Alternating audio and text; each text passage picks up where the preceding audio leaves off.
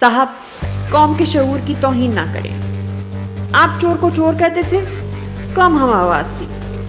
आप फतवा लगाते, आप पर ईमान की हद तक भरोसा था, लोग कानों को हाथ लगाते।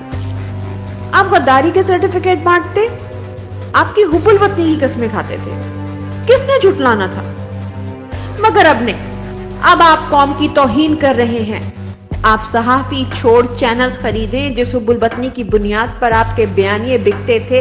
आप भी जानते हैं कि उसका तमगा उन सीनों पर भी सजा है जिनको आप जबरदस्ती मुकाबिल बना रहे हैं। अरशद भाई की मुस्कुराहट बता रही थी कि वो दूसरे तरफ की झंझनाहट से बड़े महजूज हो रहे हैं। उधर से उनको गिला ये भी था कि उनके शाहकार भी अपने नाम कर लिए।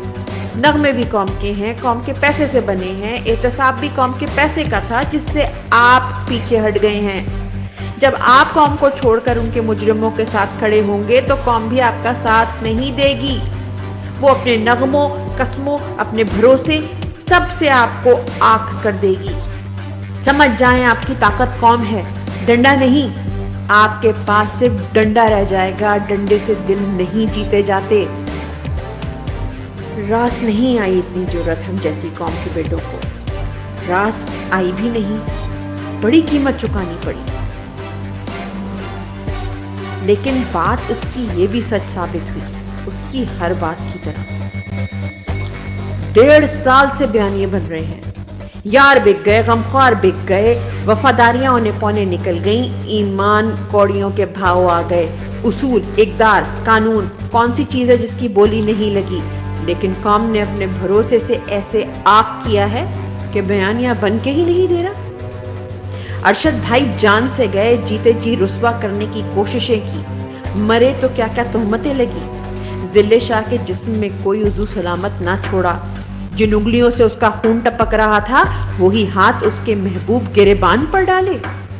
अब अम्मार, इमरान खान की जान पर हमला, किरदार पर हमला, मकान पर हमला, हमला भी उस पर, पर्चा भी उस पर। हम बालों से पकड़ के दुनिया के सामने भरी अदालत से घसीटते ले गए, मगर जुल्म तुमने किया। तुमने आंखें क्यों ना खेली?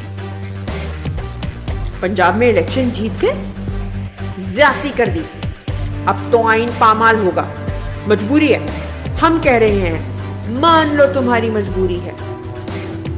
कश्मीर, गिलगित बल्तिस्तान में तुम्हारी हुकूमतें हैं, हम नहीं चाहते, खामोशी से हवाले कर दो, बोलोगे तो बुरे बनोगे। साइफर था, नहीं था, मदाखलत थी, साजिश थी।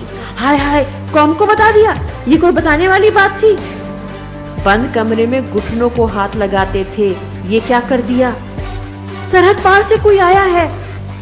नहीं आया, प्रोपेगेंडा कर रहे हो, शरपसंद कहीं के। मगर अब आ गया है, देखो लोग मर रहे हैं, बदअमनी है। इलेक्शन नहीं मांगना, अब जवाब मांग रहे हो, सवाल पूछ रहे हो। गद्दार, वाजिबुल कत्ल हो तुम।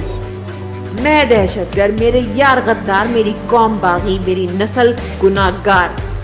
मसला ये है कि सुनने वालों को याद है, बोलने वाले अपनी ही घड़ी कहानी भूल जाते हैं, फिर झुंझुना जाते हैं कि कौम मान क्यों नहीं रही।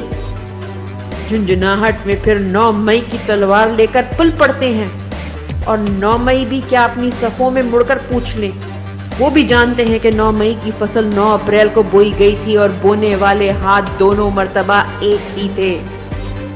बयानिया सच पर बनता है। एक अपने नाम की तरह रास्तबाज दीवाना होता था अरशद शरीफ, जिसने तुम्हें यह हकीकत समझानी चाहिए थी। आज भी हकीकत यही है कि जब कौम अपने बच्चों के जनाजे पढ़ते निढाल हो रही हो तो दुश्मन के बच्चों को पढ़ाने का अज़्म कानों में पिघलते शीशे की तरह उतरता है। खुदा के लिए मान जाओ, कौम के शऊर की तौहीन ना करो। लाशों पर नोहे लिखे जाते हैं, बयानिए नहीं बनाए जाते।